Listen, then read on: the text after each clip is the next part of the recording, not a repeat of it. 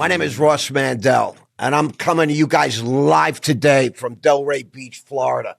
I'm at Scott Woolley Studios, and I just got to say, I have never been so stoked to meet a podcast guest as you're going to meet today. His name is Jerry Sargeant. He's known around the world as the facilitator. He's the founder of Star Magic Healing. But more important, months ago, when my team brought him to my attention, I had my AirPods in, I clicked on his Instagram, and I was just moving around my house doing some things, but I was listening to him. And I had a spiritual experience. I swear, on camera, to you all, and you know who I am. I'm not that guy. I felt like I was in another dimension. And I was preparing for him today, and I'm there now. I just feel a focus and a level of energy and clarity that I don't normally have. Jerry, thank you so much for coming on the show today. Thanks for having me, Ross. It's amazing to be here, brother. Really grateful. Bro, you're the man. That's what I say. You're the friggin' man. Now, you're physically in Costa Rica right now, correct? Yeah, we've been here for like 3 weeks. We ran a 10-day retreat, and I stayed with the team for about 5 or 6 days, and then everybody left. I've just been hanging out on my own, just traveling around. Yeah, just doing my thing, just soaking up some good Costa Rica vibes. I love it. My partner went to Costa Rica on a business deal in 2000, and he stayed for years, built a $2 million house, which today is worth about 10 or 20 if it was in Florida. And he still goes back and forth. He's got a passport. He married a Costa Rican girl. They say the ladies down there are spectacular and the whole environment is great. It's the tropics for real. And my social media manager just got back last night. He was there for 5 days, just having fun, chilling, kicking back, enjoying the local festivities, etc. And I'm glad. So you had a big sort of healing event. You were 10 days, you said? Yeah, what we did, we ran what we called an immersion. So we had a 2-day group healing, and then 2-day Be Superhuman workshop. Then we did a 1-day Q&A, and then we had a day just to chill whilst we went to another venue, and then we did 3 days of plant medicine. So yeah, we had hundreds of people come in from all over the planet. Amazing kind of transformations. Yeah, just we had a guy there that was 95, and he was so inspirational. He came in on a walker, and all his hands were sort of like mangled up, and his lungs were not good at all. He could hardly breathe. And second day, he was walking, and all his lungs cleared up, and his daughter's actually emailed us over the last couple of weeks and just saying he's getting better and better. She's just so happy and ecstatic because her father at 95 has got a new lease of life, and for me, that's just why we do this stuff. Now, you're known around the world as a healer, an energy healer, and a spiritual guide, and all these different things. And I know when you were a kid, you probably didn't know all these different things about yourself. So what I love to do is to introduce Jerry Sargeant to the world through my podcast and my eyes. Tell us what early life was like, where you were born, what type of family you had, where you grew up, and tell us about, how we got to this place today. Yeah, I mean, as a child, I was fostered and adopted. And I found my real mum when I was 24 years old.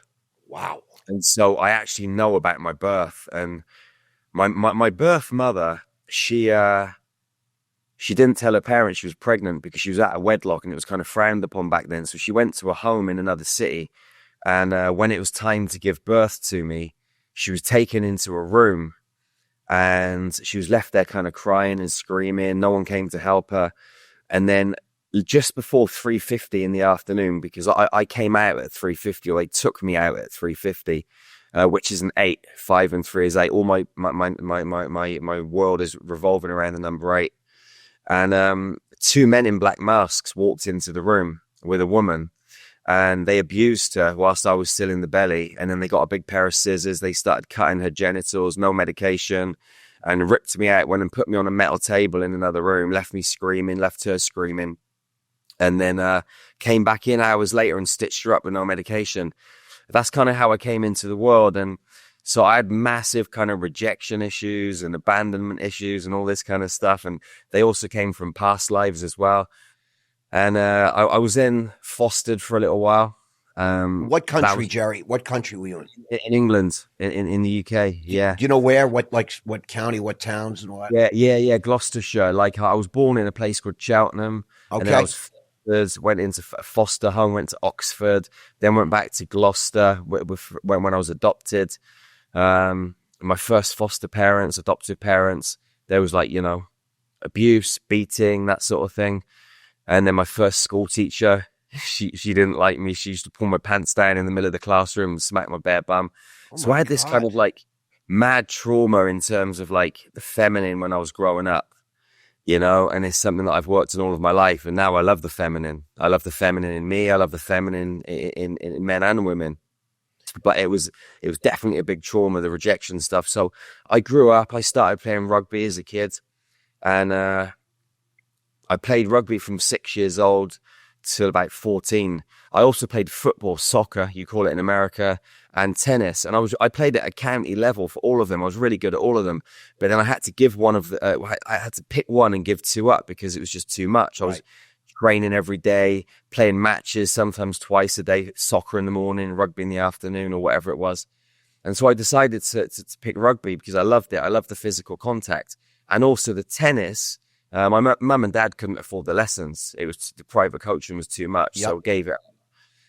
And then I got banned from playing rugby when I was 14 years old for fighting on the pitch and then fighting on the touchline afterwards. Went to court, got banned for a year, then turned to drink and drugs, and my life kind of spiraled out of control. And then I started working for some unsavory characters, I do. As in my sort of teenage years, all the way through my early 20s. And my life spiraled out of control until I was in a car crash.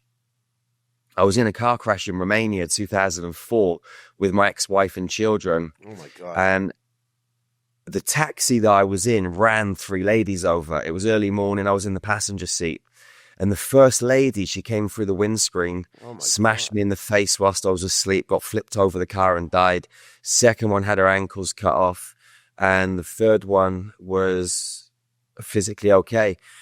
When I got out of the car, I walked up the road. I walked past the lady whose ankles had been cut off. And there was a guy that had come out from a nearby factory who was on the phone. I thought he's called the emergency services. I checked on the missus and kids, and I was just focused on what looked like a dead body, like 100 meters back up the road. And I get closer and closer, and I get within about 10 meters, and I see this lady's soul hovering above her body. I didn't know it was a soul. I just saw this energy. And I'm looking at it, and I'm kind of shaking my head. I wanted to see it. I didn't want to see it at the same time. I get closer and closer to the body, and this energy just kind of fizzles off into the ether. And by this time, I'm looking down over the lady's body, and her legs are wrapped up over her head. She's completely mangled. And it was like someone had taken an old car to the scrap heap. Like whatever this thing was inside of the body, it was gone. And this like lifeless, useless, like weight was just on the floor. And I remember looking up to the heavens and just saying, thank you. And I don't drink whiskey and I don't smoke cigarettes, but that's all I wanted at the time. I felt like a glass of whiskey and smoking a cigarette. And I was just saying thank you. It felt like this lady had sacrificed herself to like literally knock some sense into me, to wake me up and send me on this different path. And so things just started changing in my life. I was still up to no good. I was, still getting up to mischief and earning money in ways that, some people would frown upon. But this spiritual journey opened up. I met a lady who became my first spiritual teacher. She taught me how to remote view, how to go into past lives, how to collect information from the field. Things started happening. Like my ex-wife had a headache and I saw it in her head and it was green and I grabbed it and pulled it out and her headache went. Like things just started happening.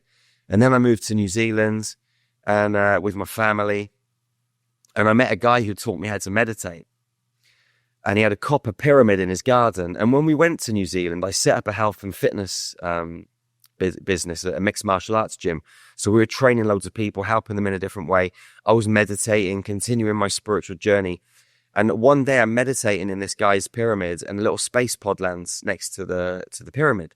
I'm meditating with my eyes open, and I bring my light out of my body, go and get inside this space pod, and we flew through a portal to another planet or star system called Alpha Centauri. And I'd never heard of Alpha Centauri. And when I got out of the space pod, we were above water. I got out, we walked up the beach, and I met 200 of these blue beings. And there was a blue being in the space pod or spacecraft that took me through this portal. And it was like meeting my Lyran family. And they hugged me, and I felt a level of love that I'd never experienced before. And I didn't want to come home. I could have just stayed on that planet forever. Anyway, they kind of finished the hug, and one of them took me up the beach through this kind of jungle area and into this pyramid made of light. And when I went in there was this really old, like ancient Lyran being. And it reminded me of meeting like a chief at a Native American reservation, but this was an extraterrestrial kind of reservation. So this being gets me to kneel down on the floor.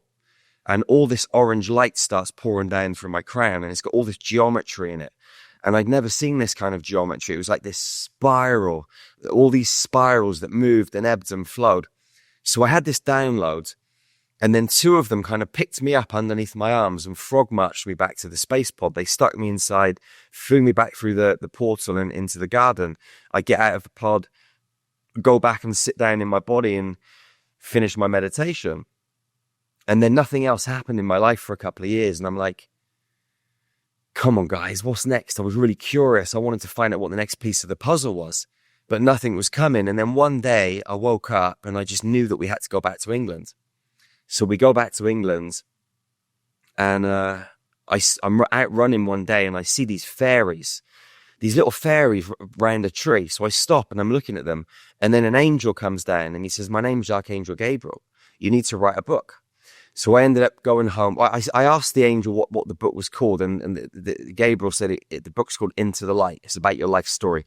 So I went home. I wrote this book in about 4 weeks, and then I published it.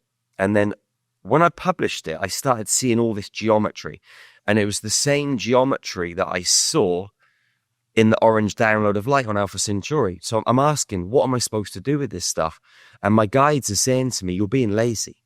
You need to meditate more. Like this, you're just being lazy. So I started getting up in the morning with my son, Josh, who was like, I don't know, 6, 7, maybe 8 years old at the time. And we were going into these ancient mystery schools underneath the pyramids. And we were sat in these classrooms, and there was other people in there too. Like I was looking left and right, and you know when you're at school and you're 5, 6 years old, there's a little wooden desks that you lift up. Of course. Yeah. Into sharpener. Yeah. We were sat at desks like those, and this being would come out and show us scrolls. And on the scrolls were these codes, the same ones I was seeing in the space after writing the book, and the same ones I got in the orange download of light. And we went every day for 9 months for a couple of hours, and they were showing us how to use these codes to heal people. So then people started coming into my life that needed healing. Now, all the time this was going on, I was looking at a court case, because when I moved back from New Zealand to England, I got arrested for conspiracy to defraud the Bank of Scotland, holding a false travel document. So I was looking at a long prison sentence. So I'm learning all this spiritual stuff. I went to a healing event and gave a talk on my book Into the Light, and gave away some free healings. And all the time I'm on bail for this court case. So I said to the universe, listen, if you get me off this court case, I promise you I'm going to stop what I'm doing and put all of my attention on energy healing and help the planet. So when I went to court, I was stood in the Bulletproof dock in London, and the prosecution, like, they gave their side of the story. My solicitor gave our side of the story. The judge, when he'd walked out into the courtroom, was with 2 accomplices, and the lady to his right, my left, she had wings on her back like an angel, and she looked at me and winked, and I was like, no way, this can't be possible. And my mind was like, there's no way you're getting, you're gonna walk out of here. Anyway, they went out and deliberated. They came back in 40 minutes later, and this lady winked at me again. They asked me to stand, and they told me, we can see you're a changed man. We're going to give you a 1-year conditional discharge and an £80 court fee. You're free to go. So I walked out of court, and that was it. I dedicated my life to Star Magic. That was 2015. And then 2016, March, we started Star Magic around my birthday, around the 8th of March. And since then, we've trained thousands of people in more than 85 countries. We run meditation retreats, plant medicine retreats, Be Superhuman workshops, group healings. We've got an app, a membership on an app called Infinity, where thousands of people are on there every day, empowering themselves, healing, connecting. It's like a great big family. So my life's turned around 180 degrees, and I'm grateful for every single experience. And, I feel that the depths of darkness that I lived in are now kind of being, extrapolated and expanded into the depths of light on the other side. And so all of that stuff that I went through is now being used to serve and help humanity, the planet, the galaxy, and the universe. I love it. I mean, thank you for that. I mean, there's so much for me to unpack, and I'm trying to digest what I just heard, which is an incredible story from a highly respected man. And I just want to see if I can, if you forgive me, to try and understand some of these things, in my way. So you mentioned rugby when you were young, right? And fighting. Tell me about you physically. How tall are you, and how much do you weigh? I'm 83 kilos, and I'm 5'11". Okay, so you're a well-built guy. I mean, and then you talked about mixed martial arts and training when you were in New Zealand for a period of time, correct? Yeah, I mean, I lived in Tenerife when I was younger. Okay. I worked for a high-profile criminal organization out there, and I started boxing when I was out there. Prince Nassim's cousin, he owned a gym, Anas, and so I started training with him and another fella. I had a few fights out there, and then continued to fight on like an unlicensed boxing circuit for a few years, which I loved. Yeah. It was a great way for me to kind of, stay fit, stay focused, and expend a lot of anger that was still inside of me. I can imagine you're up, nobody can challenge the fact that you had a rough early life. Let's just put it that way. Brutal. I mean, and I understand. Now, you referenced a gentleman taught you how to meditate, and you were talking about meditating at a pyramid in New Zealand. Is that right? Yeah. I didn't even know there were pyramids in New Zealand, but they're now trying to understand where the hell these friggin' pyramids came from. And how we couldn't move those stones now with the machinery we have and the equipment in the middle of the desert and all the places where they are. They give no explanation on these pyramids and where they came from, who built them, how they were built, who designed them. To this day, we couldn't create a pyramid like that without extraordinary sort of architectural and mathematical equation. And you're talking about that thousands of years old. We have proof of that kind of stuff. You know how most people are, Jerry. They want proof, they want evidence, et cetera, and so forth. And, at some point, everybody thought that the earth was flat, and they thought that this rock we live on didn't revolve at 20,000 miles an hour, and that we weren't moving around space because nobody could see it, feel it, or understand it. You know what I'm saying? And I feel that you have witnessed and have experienced something that, the great ones, the great scientists and physicists that somehow experienced something and then figured it out, like Newton, Isaac Newton, Einstein, talking about things that he theorized because he saw a train moving going into a tunnel and he saw light and he created the theory of relativity. And now science is proving everything that he posited 100 years ago is true. It's really unbelievable. People experience something in their lives. It's virtually unexplainable at the time. And yet it's real. And you have a choice to try and accept it and understand it, or just reject it out of hand because that sounds like bullshit is bullshit, and point to you and your upbringing and the trouble you got in and these kind of things. And I don't. I feel like you are bordering on a prophet. I hate to say it like that, but I mean, you have been exposed to certain experiences that have elevated you as a human being and are allowing you to actually heal people. There are people that swear by you, Jerry, swear by you. I was interviewed, just for the privilege of having you on my podcast, I was interviewed by, I guess, a student, someone that trained in one of your programs. She lives in Maine. That's all I really remember. And we spoke for almost an hour. And she was trying to understand, I guess, if I believe in things I don't see that haven't been proven, let's say, am I sort of open to spiritual? And I am entirely a spiritual being living a physical experience. You know, my story is out there. This is about you today, and I'm going to talk less. But you are a rough guy, like physically. You are a rough guy. You had a lot of anger. You have a lot of sort of what the psychiatrist would say, you know, abandonment issues, rejection. You mentioned them earlier today. And you went through a tremendous change. This car crash, was that your first real encounter with sort of a supernatural experience? Yeah, I mean, before we go on to that, I think if we rewind a little bit, like when I was in New Zealand, I was in my friend's garden in a pyramid. It was a copper pyramid that he had, a big copper pyramid, and the angles were at 51 degrees, which are the same as the Giza pyramid, which aren't actually really exactly 51 degrees. They're 51 and a bit degrees, but that's a whole other story. But the frequency that these pyramids, when they're angled correctly, can bring in is really high. So I was in a copper pyramid, and copper brings in a great frequency too. So I wasn't sat in like an actual like constructed concrete pyramid. And like coming back to what you were saying about, you know, building them, like, you know, I mean, I truly feel they were built millions of years ago, not thousands of years ago. I believe that as well, by the way. Yeah, and you know, they weren't built out of concrete. So, you know, I've looked at this. These pyramids were built out of plasma in a higher frequency band. So they were built out of plasma, and then they created them, and then they dropped the density into physical matter.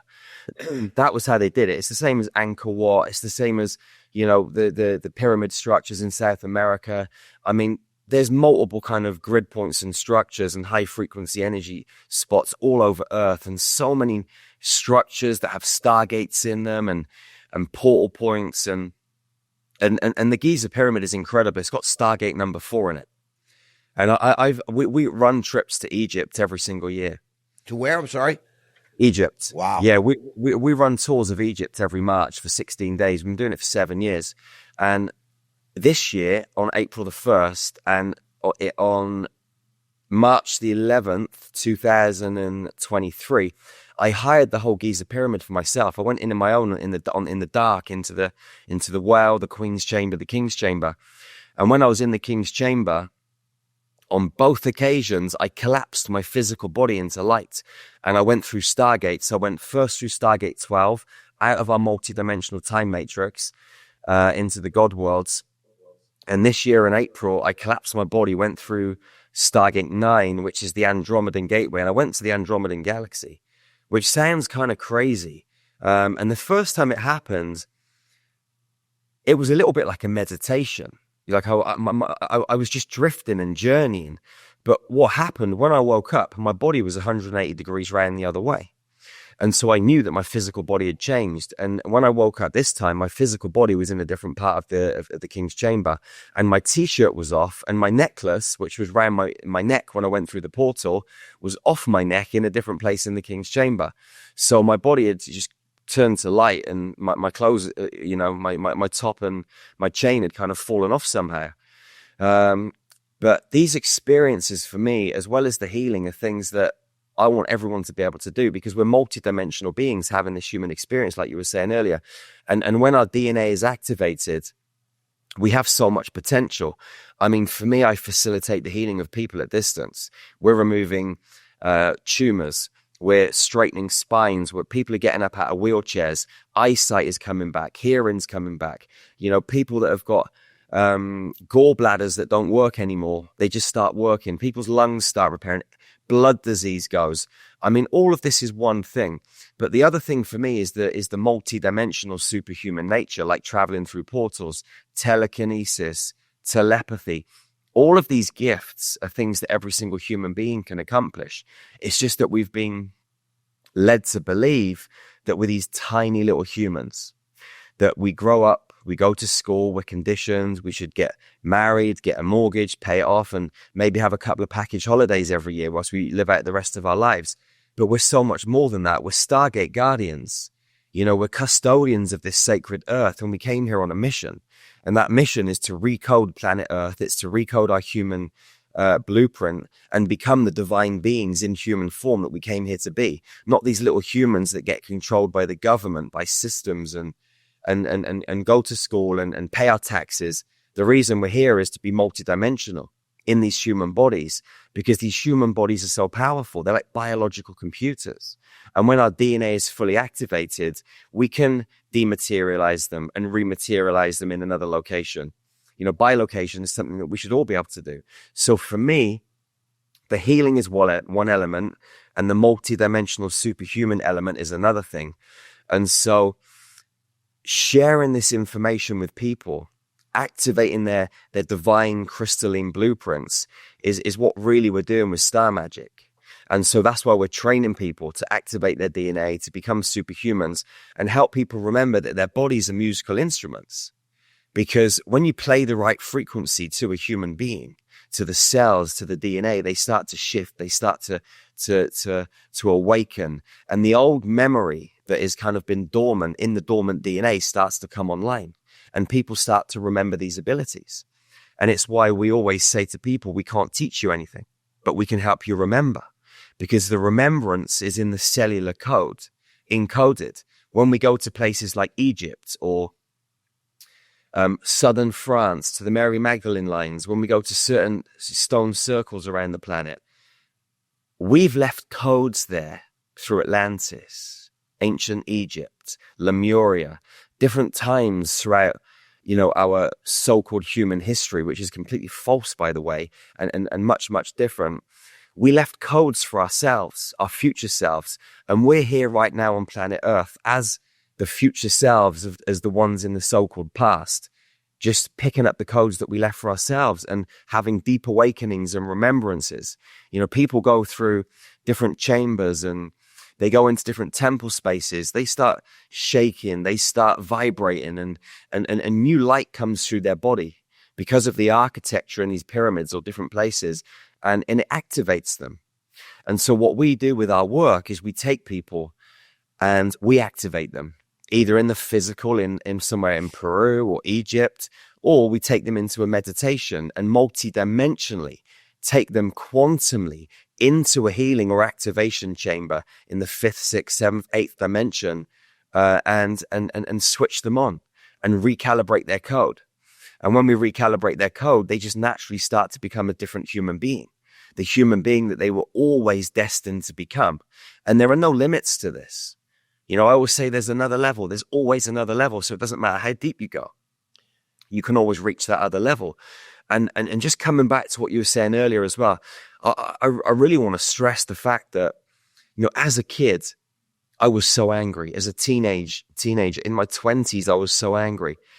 But as a grown man here right now, the rejection stuff is something that I've worked on for many, many years, and it doesn't bother me anymore. The anger stuff, like, there's still deep-rooted trauma in every human being because we're all part of the collective. Of course there is. However, like, as a conscious human, for myself, for whoever it is on planet Earth, we have to alchemize the dark and the light. We've got to bring them into equilibrium in the 0 point. And it's okay to have all of those deep-rooted emotions, but we've got to be able to manage them. So we can't walk around there being angry. We can't walk around there being rejected, being hurt by people in our external environment.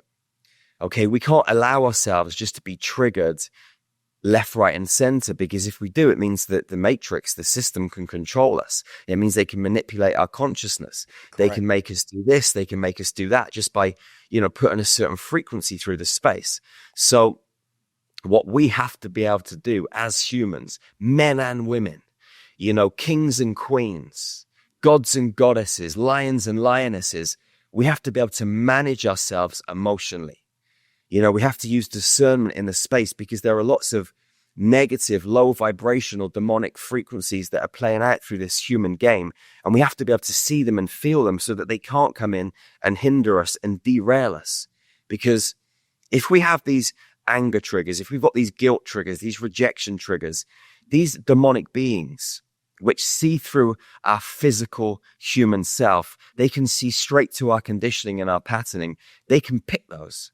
And they can put things in our head. They can put emotions in our body. They can bring people into our space, physical people, strangers, family members, and get them to say things to press our buttons. So we have to be aware of all of this stuff in the space around us, because the game, the trickery, it just goes on and on and on. And it doesn't stop in the third dimension, the fourth dimension, the fifth dimension. It goes all the way up the chain. I speak to people that say to me, Jerry, I called in all the higher beings from the fifth dimension, so I know that my space is clear. I've never heard so much BS in all my life, because when you call in higher beings from the fifth dimension, you've got beings on all walks, or from all walks of reality, positive ones, negative ones, and everything in between. So you have to use discernment when you're playing this game and know that we are in a spiritual war. Doesn't matter what anyone says, this spiritual war has been going on for millions of years, billions of years, throughout our multidimensional time matrix.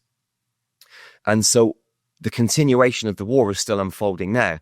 But to stop that war, we have to live from our hearts. We've got to live from love. We've got to live from balance, harmonization, and equilibrium. We've got to be strong and powerful.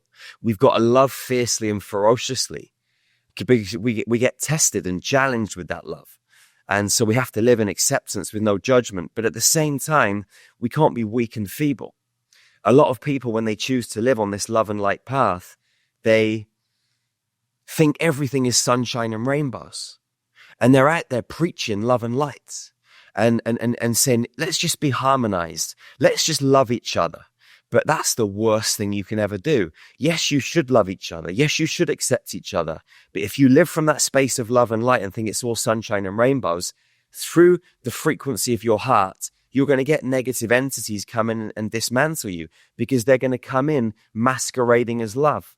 They're going to come through another human being masquerading as love. And if you don't use discernment, your energetic template will get opened up and you're going to get pulled apart from the inside out. So we can't just believe everything we're told. And no one should believe anything that I'm sharing here today. Everything should be questioned. Everybody should use discernment in everything that they see, hear, feel. And from that standpoint, make a judgment call based on how your internal frequency feels. And from there, you can decide the course of action. But most people in this spiritual community are far too passive. And if we're going to create a better world, a free and sovereign world where we create new systems, where we can live harmoniously in communities, outside of the banking system, outside of the energetic system, outside of the communication system, which all control us, the food system, the water system, all of these things control us. We've got to create new communities, new paradigms, new realities. And the only way we're going to do that is if we come together as a human species.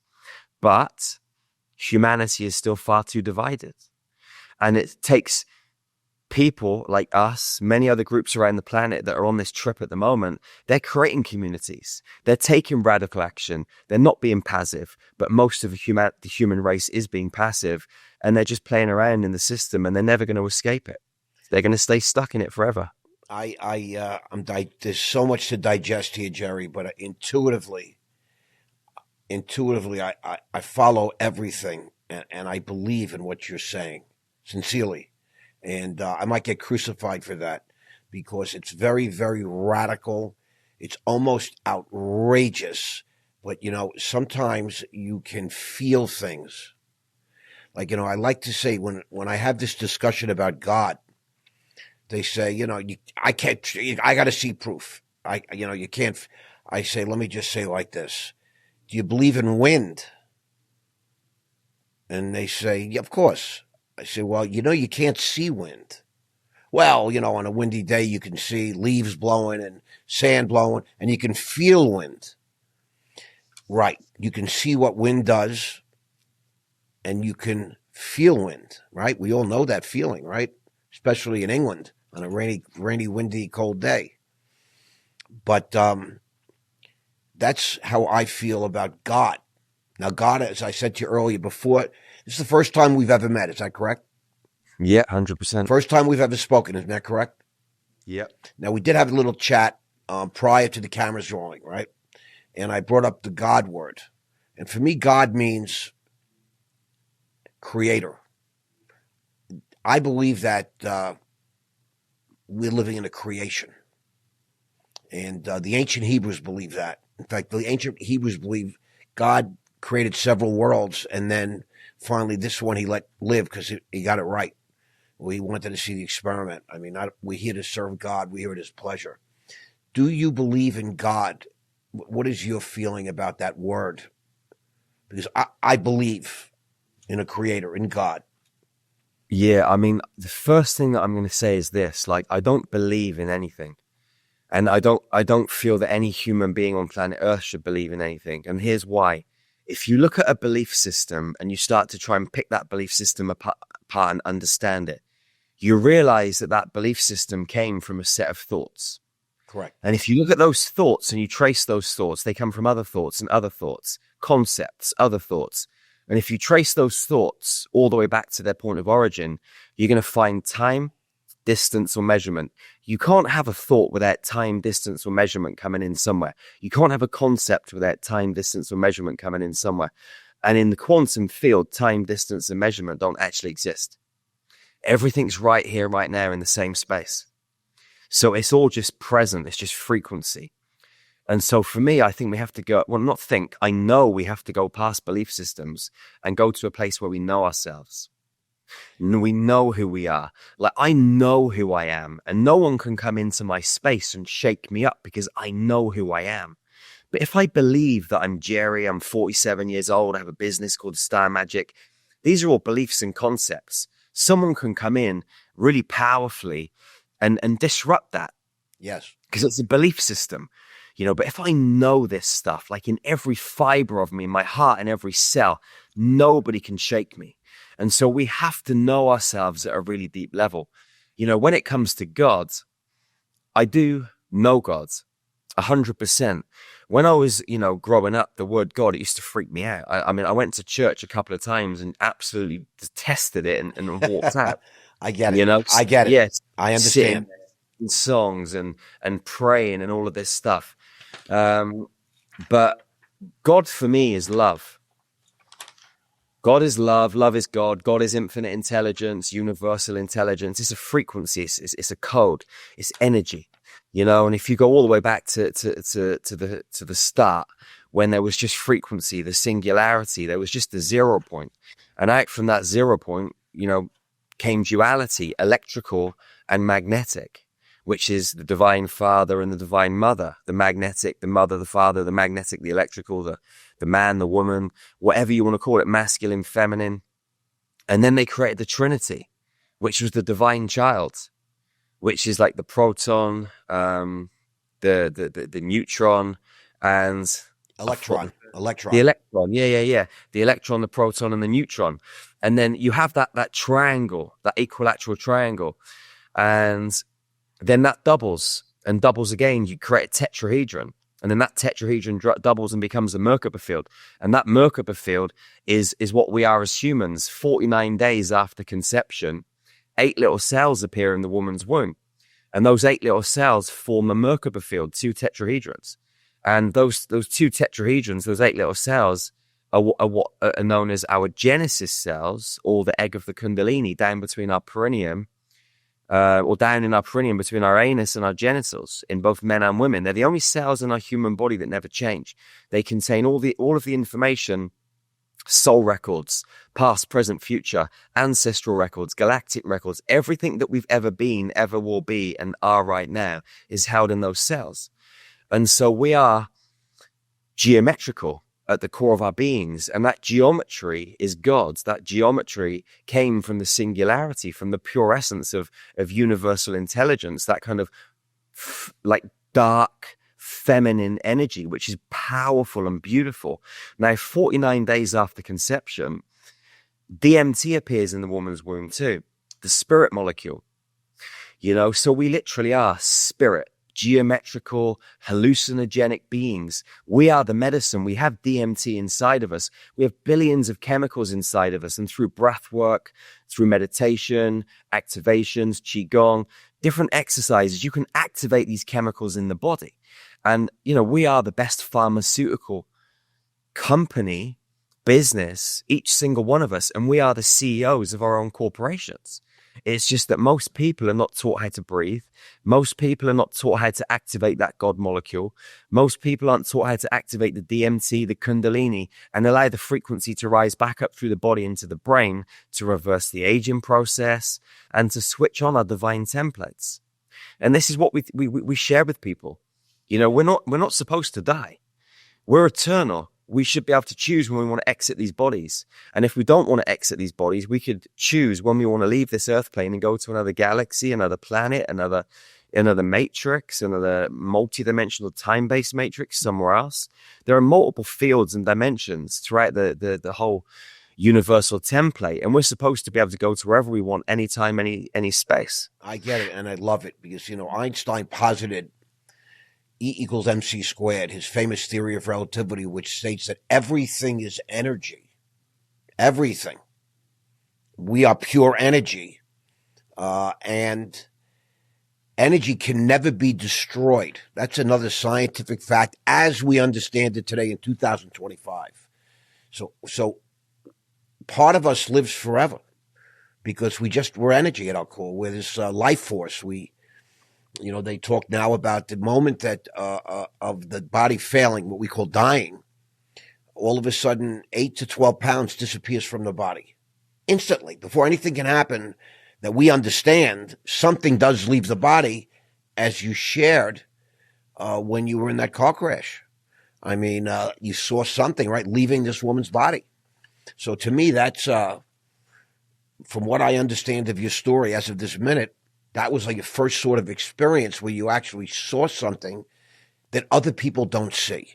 That's the thing I want to get at. You've experienced a whole lot of things that many other, haven't shared. We haven't had that shared experience. But at my core, I believe you, and I get it, and I understand it.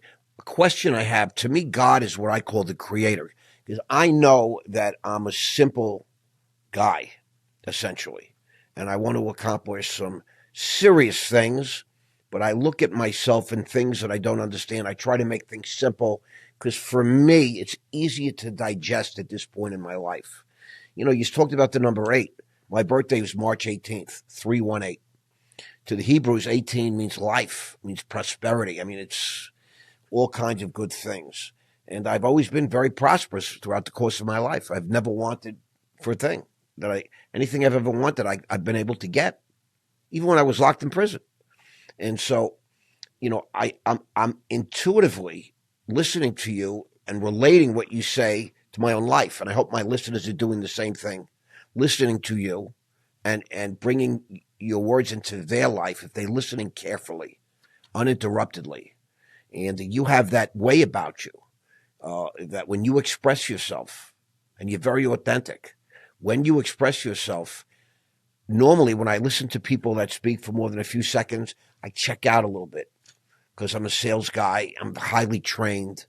I make 300 phone calls a day for 10, 15 straight years and raised hundreds of millions of dollars just on the phone, just speaking and listening, etc. But when you speak, I'm so zoned in, it's almost inexplicable. It's going to take me a few days to figure out what went on here on this set. I'm going to be candid with you. And you do this for people, right?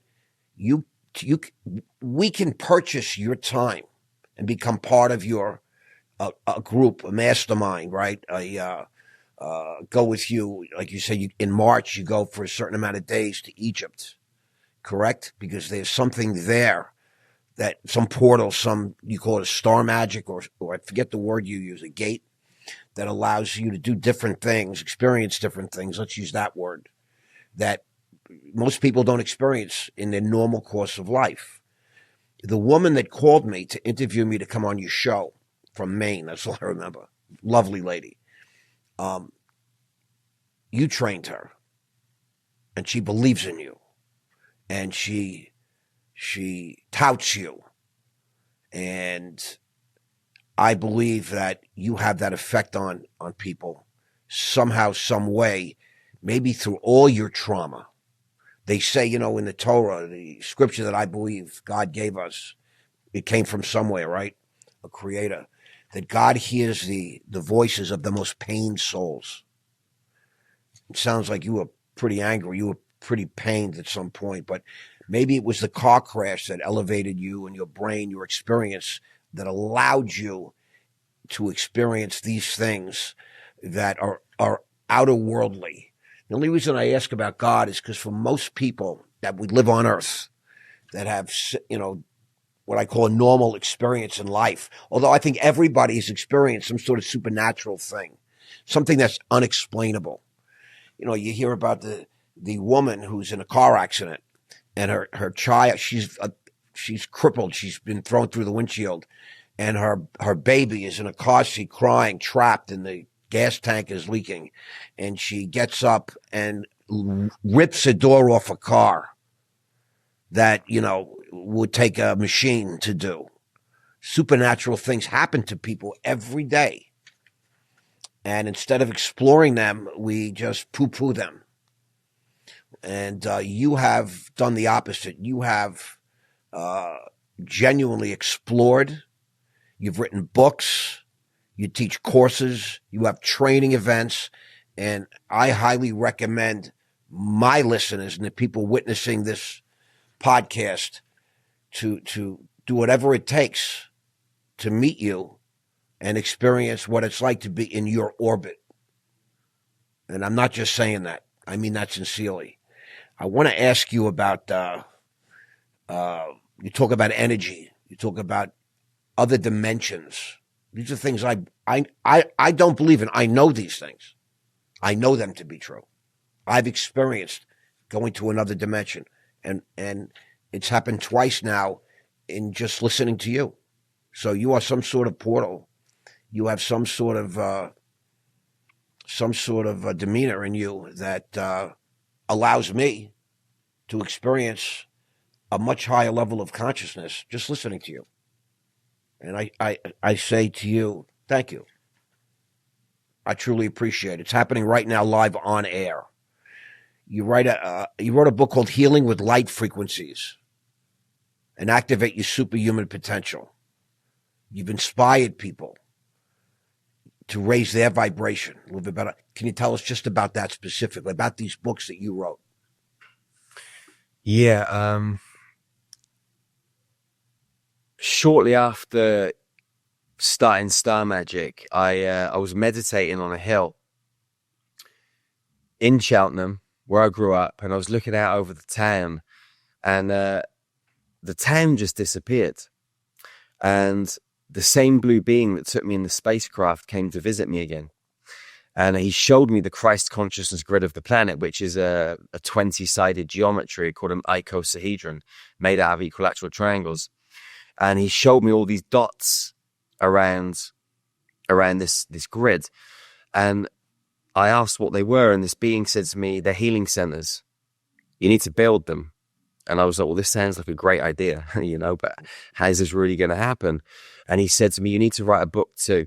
And you need to train people to work in these healing centers because you can't manage it all on your own.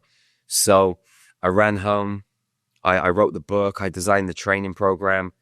And we published the book, did the first training program, February 2017.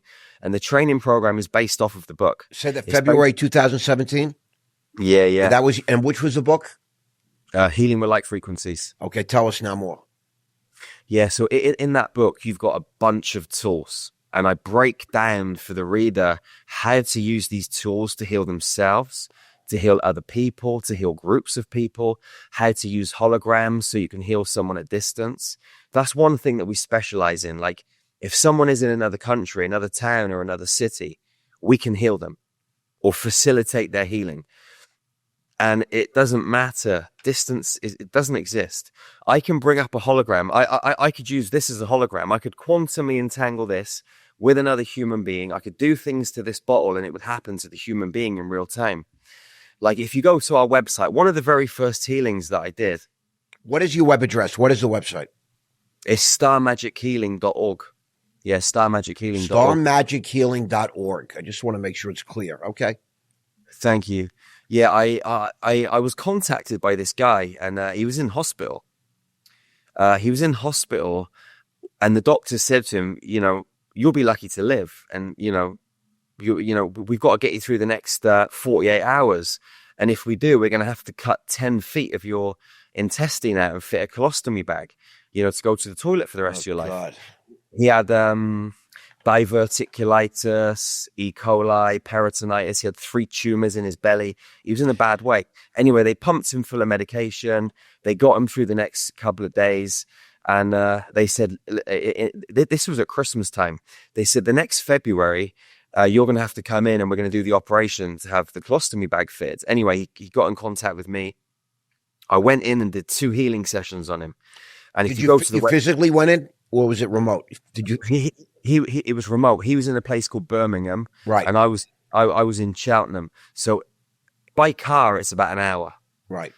Okay, to get there. So whatever that is in miles, I don't know, 50, 60 miles. And I went in. I remotely did the sessions. When you go to the website, he tells the story. I'll tell it from his side. He said when he was lying in bed, he saw a unicorn come in and kiss him on his nose, and these 2 big shafts of white light came down by his bed.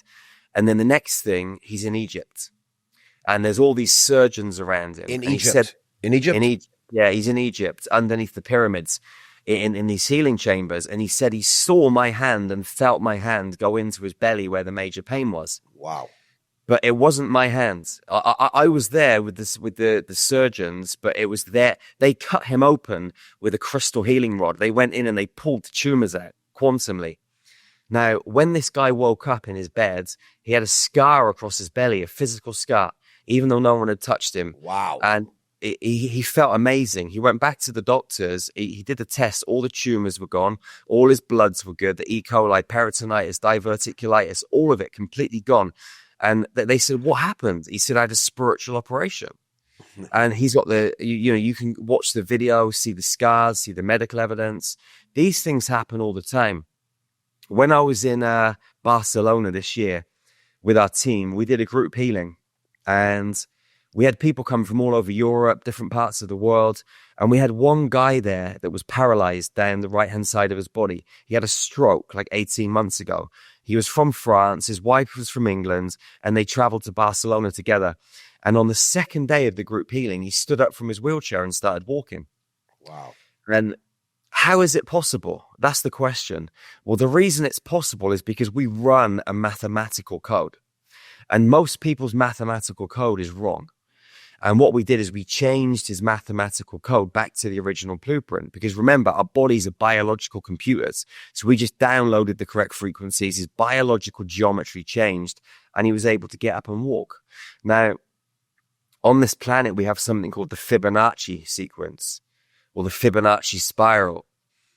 And it's, 1 + 2 is 3, 2 + 3 is 5, 3 + 5 is 8, 8 + 5 is 13, and so on. Now, 13 has to consume 8 and 5 to create itself. Say that again. Okay. Say that again.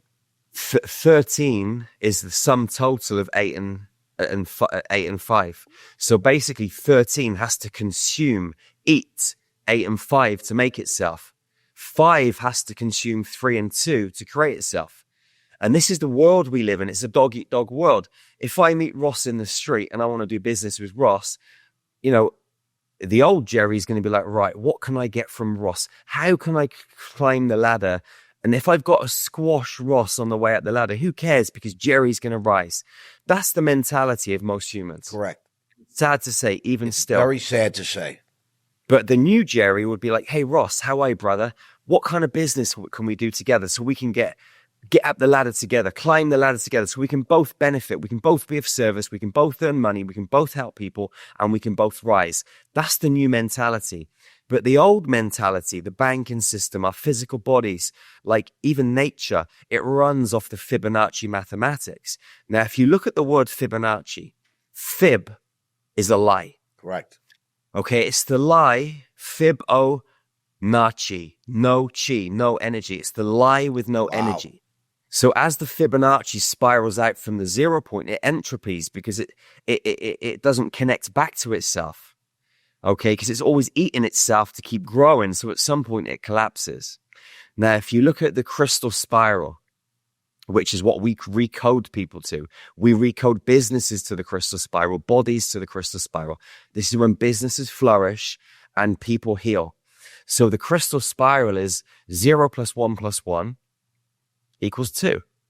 0 plus 1 plus 1 plus 2 equals 4. 0 plus 1 plus 1 plus 2 plus 4 equals 8. 0 plus 1 plus 1 plus 2 plus 4 plus 8 equals 16. And then so on. The next number is 32. So 16 is a sum total of all the preceding numbers. So it connects back to the 0 point. So this sequence of numbers does not entropy. It's always plugged back into the 0 point. So it's got eternal energy. And what we have to do as human beings, if we want to create a great business, a great relationship, a physical, healthy body, we have to plug into the crystal spiral mathematics. So when people come to our healing retreats, meditation workshops, whatever it is, we show them how to recode their body to the original mathematics. I love it. Then the healing takes place. That's how people get up out of wheelchairs really quickly. So, this is now making sense. We're breaking it down to sort of understandable set of facts.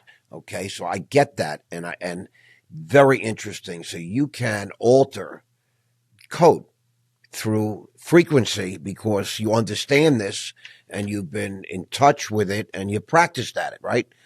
Put it like this. Imagine you wanted to change your website. Let's say your website is blue. Right. And you said, okay, I want to change it to a white and yellow website. So you go to your computer programmer and say, hey, I want to change my website from blue to white and yellow. The computer programmer goes into the back end and changes the code. Correct. And then the front end, that changes to white and yellow. I get it. So if you come to me and you say, Jerry, I've got liver cancer, right? I know that the liver is anger. I know the liver is guilt. I know that when someone has cancer, it's to do with the lack of love in the body. So I'm going to go into the past life experience that created this, or the present day life experience, or maybe 3 present day life experiences and 19 past life multidimensional experiences. Once I get there, I'm going to shift them and change them. Once I change the code in the back end and I take away that trauma point or that trigger point, I can then recode their mathematics.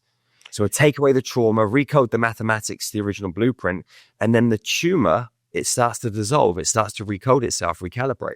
I get it now, but then my mind goes to I'm looking at you. You look like you're pretty fit. I mean, we're doing this remotely, but you look like you're pretty fit, and we know that you were very athletic from birth, right? You were a sports guy. Like me, you like contact. I was a wrestler. I was a football player, American football. I like that physical aspect to it, to be challenged and all that kind of thing. I did a lot of boxing. I did a lot of MMA training, all that kind of stuff. But you switched gears at some point. You went into the spiritual world. I struggle for the verbiage because I'm not as practiced at speaking about the arena that you have now championed.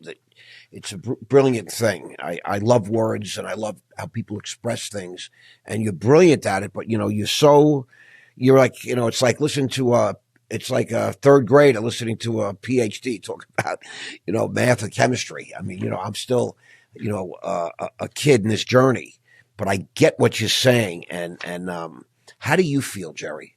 How's your health? My health is amazing. I mean, I've been for a run this morning. Once I've done this with you, I'm going to go to the gym and then go and grab a steak and some fruit.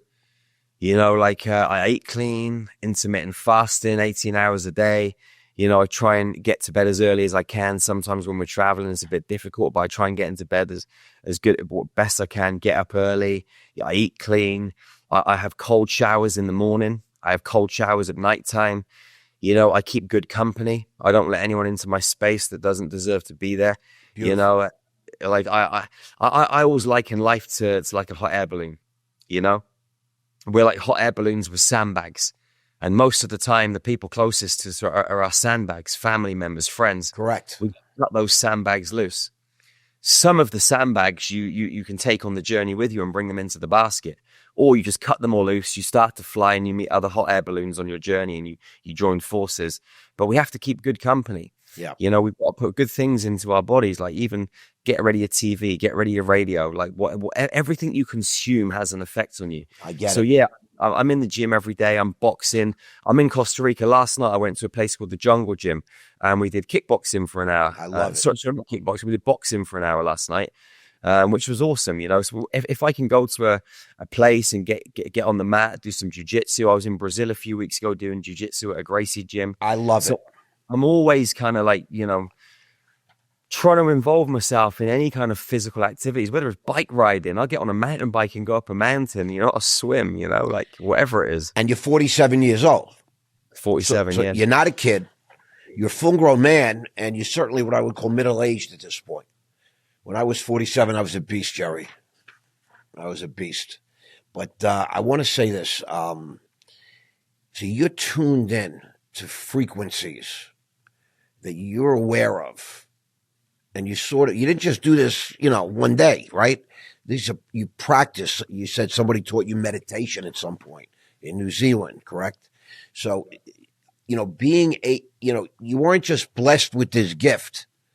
No future life form just went wham and evolved Jerry Sargeant, correct? This is something that you are probably learning every day, right? You're in touch with every day.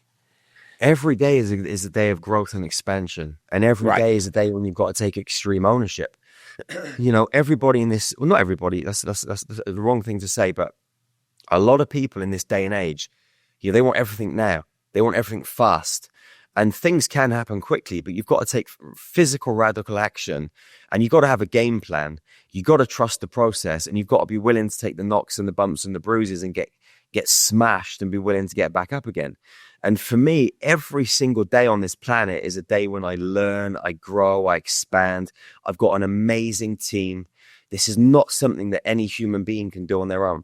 And anyone that thinks they can do it on their own is absolutely delusional. I get it. Because the more you grow, the bigger you get, the more people you help. You need a strong team that shares your vision and also holds themselves accountable.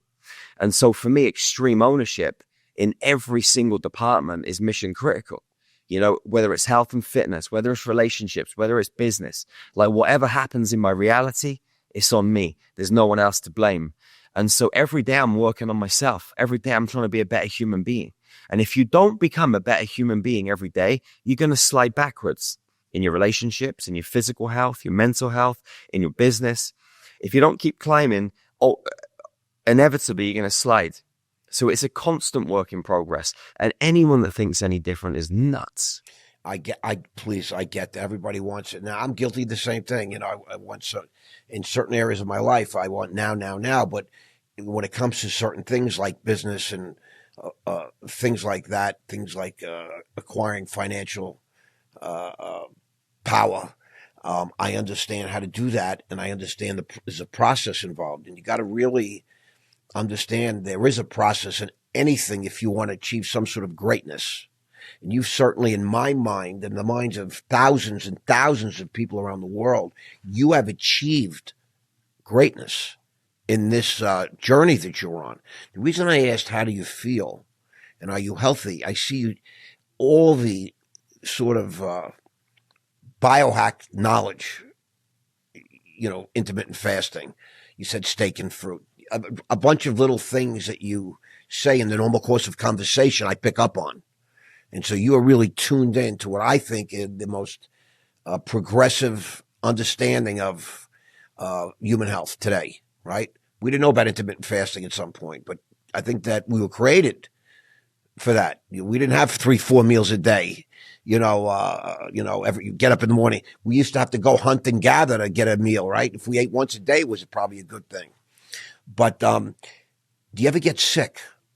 The cold, the flu, the virus? Yeah, I can't remember the last time I knew you were going to say that. Go ahead. that I got sick. I mean, I have my days when I might feel not 100% in terms of like my energy or my motivation, but I think everybody has those days. Everybody. And I think what makes the difference is just getting dirty and going and doing it anyway. And that's where the extreme ownership comes in. Doesn't matter how you feel, you're on a mission, and I think a lot of people on planet Earth, they don't have a mission. They haven't found their purpose. And so they just drift. They get pulled from pillar to post like a pinball in a pinball machine. They're living other people's dreams, buying into other people's dramas. But when you're on purpose and you're dedicated and heavily rooted in that purpose, you got that mission, you wake up every day, there's nothing else to think about. All you can do is focus on those goals. And that in itself gives you a level of energy that no supplement can give you. Nothing can give you. Yeah. For me, my frequency, right? Even I was in prison. I don't know if you know my story. I did 112 months in federal prison, and 7.5 years in prison, and 3 years in a real prison, tough prison. And I still woke up grateful. I can't even explain it. I was stripped of everything. They took $65 million from me. Imagine that, real money. I worked hard. I'm a hard worker. I'm a smart investor and all these things. And, but I still wake up every morning. I was talking to my ex-wife this morning. I don't know what it is. I do wake up happy and grateful pretty much every morning. And, it doesn't matter if I'm on top of the world, like what the world might see, or if I'm, in a struggling, I'm just on the come up, whatever it be. Even when I was in prison, I was gifted that naturally. I can't explain it. And I find that gratitude, see, I learned this from some people. They're sort of like you, but not quite like you. You're really an exceptional spiritual character. That's how I would have to frame you for the purposes of just quick conversation. But, they say that, the frequencies of love and gratitude are the most powerful, with the exception of one. Now they're saying authenticity, just being the real you, whatever you is. That's the highest frequency to vibrate at, and I'm as authentic as anybody ever. I'm just always been me. That's why they punished me. I'm a disruptor. I see things that maybe other people don't see. A lot of people might see, but I'm an actor. I take action. I'm a doer more than a talker. I am known as a guy that makes things happen, and I got punished for it by the Matrix, the powers that be. I once had 10,000 millionaires as my clients, and they all resided outside of America. And at some point, all the big boys wanted them, and they couldn't put me out of business. They tried. They tried to buy me. I wouldn't sell. My mistake. That was my mistake. And I thought I could fight that. I thought I could, I'm all powerful, and they brought me down. So you understand a little bit. I was taken down, and everybody knows my case was complete fraud, complete bullshit, man-made. Just they can't even figure out what I did wrong. They forced people to lie against me, etc. But I'm so hopeful, and I want the audience, if people are listening, to understand the things that you spoke about here today lead to a greater happiness, a greater life personally, and also a greater world. And I'm not wrong. If people would stop worrying about everybody else's, about power, everything that happens on planet Earth at the big levels is all about a quest for power and money. And I think that's crazy, personally. I think I was once a very, very wealthy guy by any standard, and powerful. I had thousands of people that worked for me, that idolized me, etc. In federal court, they called me a cult leader. My story is the finale of season 9 on American Greed. I was deemed the most important federal case in the United States of America in 2011. What horseshit, bro? I'm just telling you, complete man-made horseshit, right? And the smarter I get, the older I get, the more in touch with reality I get, the more thoughtful I become, the more mindful I become. Everything you say and share today resides in me. It screams at me. And I want to somehow explore this multi-dimensional travel. I get that. I know that's true. I know that when our physical bodies die, our consciousness goes somewhere. It's another dimension. You know what I'm saying? That's what it is. You know, you couldn't travel to Alpha Centauri. It's like 100 billion light years away, just so you know. Not in any way that we understand, because we measure distance still in a very primitive way relative to what we will in even 20 years. But you could slide into another dimension instantly. Isn't that correct? Absolutely. And the thing is with these dimensions, you're not really going anywhere because they're all in the same space. Correct. It's hard to understand, right? Mentally. Yeah, you're just switching frequency. That's it. You know, you're switching frequency with the right intention, the right codes, and you just end up in a different space. So like right here, right now, all around me, there's other worlds and other planets taking place. Like when I was in the Giza pyramid and I went to Andromeda, I saw the gateway above me and my frequency, it just shifted. My body just collapsed into codes. And it wasn't like I even went up to the portal. The portal and I just became one in the same space. And as soon as I entered the space of the portal, I was somewhere else, you know, flying, but I wasn't really flying anywhere. I was just in this other world on Andromeda, on another planet. And I went to meet a queen who was sat in a throne, and she gave me information and some diamond tablets with more knowledge on, which I brought back to Earth to help other people with, you know, more healing technologies. But all of that is it's just right there, right now. And that's what people find it hard to understand. People are talking now, oh, we need to get people to Mars, you know, getting people to the moon. But that's nothing. Well, it's primitive thought. It's primitive thought. We are primitive human. We're primitive beings. We're primitive beings. Think about it. Think how many thousands of years we lived. We now have cell phones, computers. We're all connected, right? You and I. You're in Costa Rica. This and that. Just think about 100 years ago, talking about the idea of doing a podcast from between Florida and Costa Rica. Live, real time, and then be able to post it so 8 billion people could watch it theoretically, right? In every language. I mean, they would have said, what are you, nuts? It's beyond belief, right? It's like, what? Impossible.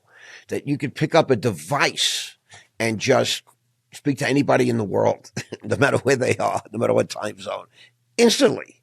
That would have been like, what? Are you crazy? So just imagine what's going to be in another 100 years. Now, here's a question I have. Jerry, you're just a human being, right? But maybe you are more than a human being. I don't know. You're sitting in Costa Rica right now. Can you will yourself? Can you close your eyes and just activate this sort of ability that you have to travel and do different things? Or is it something that comes on you? Yeah, like if I want to go into a healing session, if I want to, go and remote view another space, I mean, it just takes a few breaths and just to center myself and boom, I can just access the field. Absolutely. Whether it's healing, whether I need to remote view somewhere, if I'm going to travel and collapse my body into light, the only time I've done it is in the Giza pyramid inside the King's Chamber. I've tried it outside and I've not been able to do it. I can remote view another space. I can astral travel to another space. I can take my light and my consciousness. I can bring my soul out of my body and go and walk around the planet. But I can't get my physical body to collapse into light outside of that pyramid. I've not tried it at any other ancient locations or pyramid spaces or any kind of ancient hotspots, but only in the Giza pyramid on those two occasions. And I was in there on my own for 4 hours, getting myself into a state of consciousness. There's also a set of codes you've got to run through the physical light body to activate this process, which is something we share on our level 2 training and that sort of thing. But everybody can do it. I know they can. And I know that I'm going to be able to, at some point, collapse my physical body into like out of those structures. I've just not figured it out yet. When you go into those structures, there's a certain harmonic resonance within them, and it works with the body's energetic template. And the two together create some kind of field that allows this to take place. I don't know how to recreate that outside of it.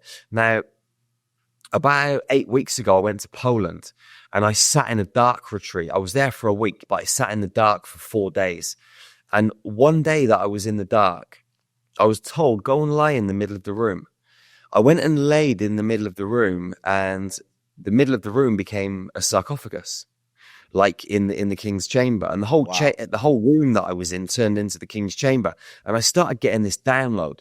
So you can recreate these kind of energetic frameworks outside of their original physical space. But I've not been able to go through any process, even creating the energetics of it quantumly and create that physical same process. I'm not going to have to catalyze that process to collapse the physical body. But it's something that I will work on and continue to work on and master it at some point. It's amazing. And I get it. You use the word quantum quite often. And I just want you to know I spent years studying the quantum mechanics and understanding what the quantum is, at least what we know, and it's described in science. And I'm touting a company that has it's the biggest public company, or the leading public company in the quantum space, called IonQ, IONQ, and that's the symbol that it trades on NASDAQ. And it was brought to me at about $16 a share. Before I knew it, it was at $37. But I studied it, and I went online, I did a story, I did a reel touting it, $37. You got to own it. The quantum is coming. Within minutes, it went to 40. This is less than 2 months ago. It went up to $84 yesterday. The biggest institution on planet Earth just made a deal to buy $2 billion worth at $93 a share. The highest it's ever traded was 84. That's how much they believe. IonQ. They've created the first commercial application with quantum computing. And the quantum is going to change the way we see and do everything in our human existence. Flying cars, spaceships that can go to stars and galaxies, literally millions of light years from us. That would be impossible right now. So many different things. But cracking the quantum code, and I spent a lot of time understanding this, so I'm fascinated at your understanding of it on a more spiritual level and how you use the term, because I intuitively know all the answers I personally seek, lie in understanding the quantum code, quantum mechanics, they call it, the way things behave in the quantum. And what a privilege it is to meet you today. You talk about activating courage and love in your superhuman potential. I guess you wrote a book regarding those things, correct? Yeah. I mean, courage is so important, and so many people lack it. So many people live in fear, dominates everything. I get that. They live in fear, and most of the best inventions, most of the best books and business ideas, the best songs, they're 6 foot under in the graveyard, because people live in fear of different things, fear of not being good enough, fear of being successful, fear of losing money, fear of losing friends and family. But we have to just go to our transition point, which some people would call the deathbed, with zero regrets, no regrets. Yeah. When I get to my so-called deathbed, the only thing I want to do is get the magic mushrooms out, have a great big party, and have all my friends there, and just look forward to the transition, because it's the only thing I've not experienced. And maybe by that time I will have experienced it, and I decide not to transition and take this body with me. But we just got to lean into life. And like you were saying earlier, it's a process. Everything's a process. We got to lean into the process, trust the process, and just enjoy it. And whether it's so-called good or so-called bad, they're just labels. It's all experience. And we came here for a full human experience. So we just got to ride the wave, enjoy the vibration, get on our surfboards and just go. I get it. And, you're such a gracious guy. And, I'm urging people that follow me to reach out to you. You're the facilitator, to reach out and give you a shot in one of your programs, because so many people want more from life. They have money, they have property, they even have love, they have children, but you wonder what's next. Like, what is there? What's going on? There's so much more to experience in this life. One thing about me, I lived a bucket list life. I pretty much did everything. Everything you could think of, and a few extra things throw in, because I was a great earner and I was young and strong and angry. I didn't care, and wild. So I experienced a lot of things that most people, they don't even dream about it. I mean, I just did. And I had a great deal of fun, Jerry. But I want more, and I always knew there was more. And I believe you are almost a gateway to a whole nother world of healing, of understanding, of getting along. I really believe that we all have superpowers. I believe in what you say. I believe that any one of us has this ability, right? In the Torah, it says God made man in his image. And people are trying to understand for thousands of years. What does that mean? And it means that we have a bit of God in us, whatever that is to you, God. And we can activate these codes, right? I mean, we have that ability. You don't have the only key to that dimension, but you might be the first guy to actually broadcast that ability and to willingness to share it. And I love it. I agree that emotions affect our biology. I get it. You have to manage your emotions, right? As a young guy, you probably learned the hard way. Fights, scrapes, lost opportunities, right? I mean, you're an emotional cat, at least at your early age. I know that I am, and I've learned to control my emotions, but still I can get crazy, in good and bad ways still. So it's something that I'm working on. Star magic. You use that term, right? That's part of your professional life, star magic, correct? I mean, star magic is the healing frequency. The mission is called Star Magic Healing. And star magic is a set of frequencies and codes that enable us to change the subatomic blueprint in someone's architecture to create healing. So for me, star magic is where it's at. As I said, we train thousands of people, and I want every single man, woman, and child on planet Earth to experience this frequency, because I see the good that it does every single day. It triggers a lot of people. We're out there and we're doing work that a lot of people don't understand. Shortly after starting Star Magic, I facilitated the healing of a lady that had cancer, and I love it. I was arrested, and they tried to put me in prison for healing people with cancer. The only reason the judge didn't lock me up is because I had 2 underage children and I was homeschooling them. Wow. So they gave me £6,000 fine and let me go in London. But, there's a lot of opposition. There's a lot of people that are supporting it. And, what we have to do is just stay focused on it every single day. Keep, on the mission. Keep looking after ourselves. Keep building our team. Right now we're focused on our healing centers. Our first one is in Transylvania in Romania, and we're building a geometrically constructed healing center, which is going to be like a living, breathing oasis, like a technology from the stars, where people will, when you just walk into these buildings, you're going to heal without any healing taking place. In Transylvania, Romania? Yeah. The Transylvania from Frankenstein? The Transylvania. I love this. This is amazing, man. Bro, This is crazy. It should be a headline. Yeah, if anyone wants to check it out, you can go to Ophiuchus Healing Center. Say it again. Say it slow. So it's Ophiuchus. I'll spell it. It's Ophiuchus. Holy cow! I can't even. You lost me. Ophiuchus is the 13th constellation in our zodiac.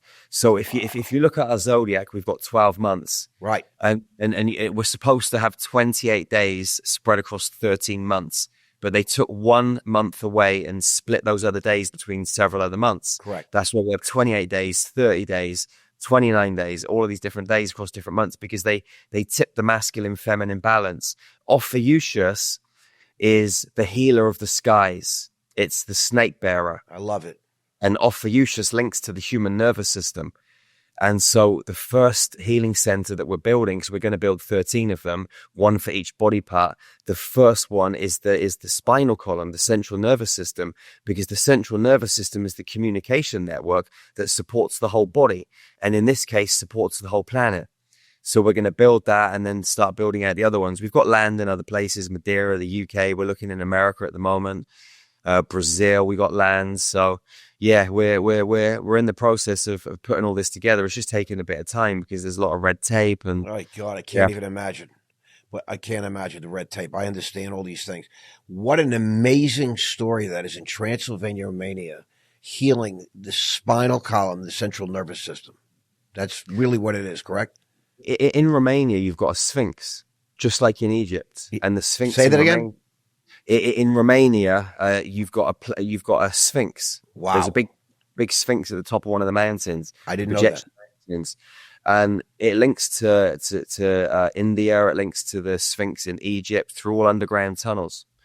They found a big tunnel up in the Bacecci Mountains many years ago, and they tried to go in through the tunnel, and people were just dying because there was an electromagnetic fence or force field. Wow. And so they got a guy from the Zero Group. Like, we used to have a TV program every Friday night on 5TV in Romania for 4 years, and Wow. I interviewed some amazing people, and we got to chat to the Zero Group one time, and they were telling us the stories, and they got a psychic from the Zero Group to go up to this cave and change his electromagnetic template so we could walk through the gateway. They found giants' chairs, crystals, all sorts of amazing big tables, technologies. I think it was the Iranian government or one of the governments, they flew a helicopter down by the side of it and it just put out all of their aircraft and the helicopter crashed. Wow. You know, like it puts out an interesting energy. Yeah. So there's a lot. The reason I'm sharing this is because there's a lot of history, esoteric, galactic, extraterrestrial, multidimensional history in the mountains of Romania, not just Transylvania, but all over. It's a really special space. Wow. Like many years ago, there used to be a huge crystal pillar in Romania. There was one in America, one in India, one in Romania. And they used to, this triangulation of these three crystalline pillars used to be the kind of central focal point of the architecture for the whole planet Earth and all the crystalline grids that run under the planet when Atlantis was here and times like that. But they got taken out by darker forces. And at the moment, they're starting to rebuild. Like, Romania is going to be one of the focal points for the planet moving forwards. And yeah, it's an amazing... The Tate brothers, Andrew and Tristan Tate, are from Romania. And, he's a very controversial character. But I dig him. I dig their whole thing. And I'm a fan. And, he says, listen, he's worth $500 million at least. He could live anywhere in the world. And he still lives in Romania, his primary residence. And he talks about how special it is. And it's one place I have not been and that I'd be very interested in visiting. Now, especially having met you and heard about Transylvania, what's going on. Now I feel like I have to go at some point. You're more than welcome anytime, brother. I can't wait. And I would say another thing. So, the ancient Hebrews, they talk about in their scripture about, God says that he will punish you for the sins of your fathers. Going back, I forget if it's 3 or 7 generations. So people that come into this world and have a really hard, pain life, very possibly, according to the ancient Hebrew scripture, which they believe God delivered, or being a universe, I just use that word, and I don't want to turn people off, but this is my simple understanding, and it's easy for me to express that word, that, if your great-grandfather, maybe he was a bad guy, did bad things, murdered someone, raped someone, stole from somebody, something to that effect. you could be punished. You're punished for that generations later. And you talk about healing the past, right? Clearing ancestral or generational trauma. And we are carrying the pain of our ancestors and the sins, etc. What scripture says coincides with exactly sort of what you talk about. Am I right? I mean, whenever we go in and we work on someone to facilitate their healing, we're looking at every single like possible angle, every single dimensional field. So what has happened in this reality as a human being, whatever they've lived in this lifetime, whatever they've lived in other lifetimes, and also ancestrally too, because like whatever their grandparents have done, their great grandparents, like you're saying, it goes down the ancestral line and Right. it feeds back into the human template now. So we look to all of these avenues and all of these places because there's code everywhere, and some of the code is corrupted, and what we need to do is to change that code for the human being to heal. So yeah, we're looking down the ancestral lines, galactic timelines, different dimensional fields along different galactic timelines, and yeah, multidimensional avenues throughout not just this kind of like universal template, but other universal templates too, you know, throughout the whole kind of game, you know, this I get it. I get it. Massive. Now listen, men like you are helping to evolve the study of human consciousness. You're a pioneer, bro. You're a friggin' pioneer. You're leading the way in this field.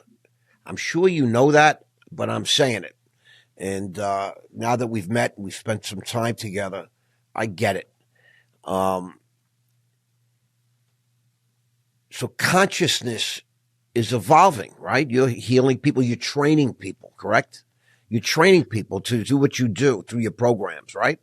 Yeah, the only way for this planet to become a better place is for consciousness to rise, for us all to get on the same wavelength, raise the vibration and become more self-aware, you know, use more discernment and become better human beings plugged into our hearts, living from that 0 point field. I get it. And a big part of our training is this, you know, we, as well as teaching people or helping people remember the skill sets that they have in their own divine architecture, you know, we're helping them become their very best versions and live on their highest timelines. And within that, raise their levels of consciousness so that we can unify as a human species. When you raise your levels of consciousness, you start to realize that there is no other. There is no Ross and there is no Jerry. All there is just frequency. Correct. And so when you move into that level of awareness, then judgment disappears, acceptance moves in, authenticity rises, joy, laughter, love, like everything starts to alchemize. Because you realize that there's nothing this human being can challenge you on. There's nothing this human being can take from you. Because you're just mirrors of each other, triggers of each other. And we are living like a great big jigsaw puzzle. Like every single human being on planet Earth is a piece of a jigsaw puzzle. And, you know, if I meet you, we go for a cup of tea, you might say something that I don't like. And if you do that, it means that I got work to do. Because I should be able to listen to everything that comes out of your mouth and not be fazed by anything. And if you do faze me, that's on me, not you. And I should be grateful to you for saying something that triggered me and making me realize that I've still got parts of me that are unhealed. So we have to be able to raise our levels of consciousness to such a level that other people don't bother us.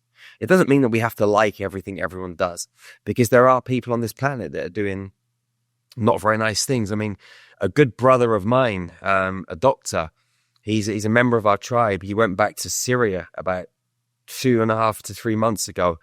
I didn't speak to him for 6 to 8 weeks. I was thinking maybe he's gone. He went back to help his mum because they were going door to door and, doing ethnic cleansing and just assassinating people. Crazy. So he went back to protect his mother and his family, and I didn't hear from him, but he wrote me an email about 4 weeks ago and just said, it's absolute hell out here. You wouldn't believe what's going on. And I've not heard from him for another 4 weeks. But there are people on the planet doing these kind of atrocities, and they're not nice. No. And we don't have to agree with that. At the same time, there's a bigger picture and a bigger plan. And, you know, sometimes we need to see what we don't want to realize we don't want it. Sometimes the pendulum has to swing. We have to drop out from the 0 point, go and have a pizza, or go and, hang out with some people that aren't that great for us, or go and drink a beer, or whatever it might be in our own personal realities, to realize that's not where we want to be. and the pendulum swings more and more at the start of your journey, but eventually you get to that 0 point. But within the stillness, you can get lost too. So sometimes you swing out a little bit just to get that kind of recalibration of, nah, I don't like it here. Let's go back to the 0 point. But that's the game of life, I So get it. yeah, we have to just walk through being in acceptance, using discernment, realizing there is good and evil. But again, they're just labels, they're frequencies. But yeah. You're 47 years old, Jerry. What does 57-year-old Jerry Sargeant look like, sound like, feel like? Oh boy. Like, I'm going back in age. I'm not even sure whether there will be a 57-year-old Jerry Sargeant. I think, I love it. in 10 years' time, I'm going to be 37 or maybe 28, Well, you actually really look young. I mean, you're fit. Boy, I could see your face, your chiseled jaw. You're very lean across your traps. I see a little bit chest there. Your posture. I mean, you're a physical specimen. 57 years old. Yeah, in 10 years' time, we'll have built all of our 13 healing centers. We'll also have built these luxury biohacking spa resorts that we're in the process of. I love it. I love it. And like Star Magic's going to be it's going to be a household name. Every single. I agree. I get it. Will know Star Magic. Every single human being on planet Earth will know Jerry Sargeant. It's just there's no other way. I've got such a great team around me right now, and. Yeah, and my team is a reflection of me, and I'm a reflection of my team, and we're all on this mission together. And so, having such a good platoon of dedicated spiritual soldiers, ready to wake up every single morning, dedicated to the mission to make this happen, it's impossible for it not to. I love it. I just want to wrap this up now because you've been really patient with me today. You're so expressive. It's just brilliant content, but it's something that I have to digest and try to be better. I have to try and hone in on my frequency, and a lot of that is discipline, eating right, sleeping right, doing the right things. I have a motto I always that I live by. I always try to do the next right thing, whatever that is for me situationally. The next right thing. Yeah, you should definitely join our membership and join us online. We meet on Mondays and Wednesdays for a frequency spa and a meditation. I love it. I love it. Yes, I'm a fan. I am a fan. I am a supporter. I'm going to collaborate, and I want to be part of the Jerry Sargeant team. One last thing. So now, how do we find you? How does everybody find you? Yeah, go to starmagichealing.org. And then through there, you can get access to our healing center, to YouTube, to Instagram, to X, TikTok, everywhere that we are. And, you can just tune in every day. There's loads of free stuff. There's paid stuff. There's stuff that you can do all the time. We got a great community. And if you want to speak to anyone, you can just book a call with one of our team and we'll jump on a phone call or on Zoom and we'll help you, help guide your journey. Jerry, I'm just so appreciative. I feel like it's been a privilege to meet you and chat with you today. Thank you so much for joining us and sharing. It's been an honor and a pleasure, Ross. Massive respect, brother. Thank you. Thank you.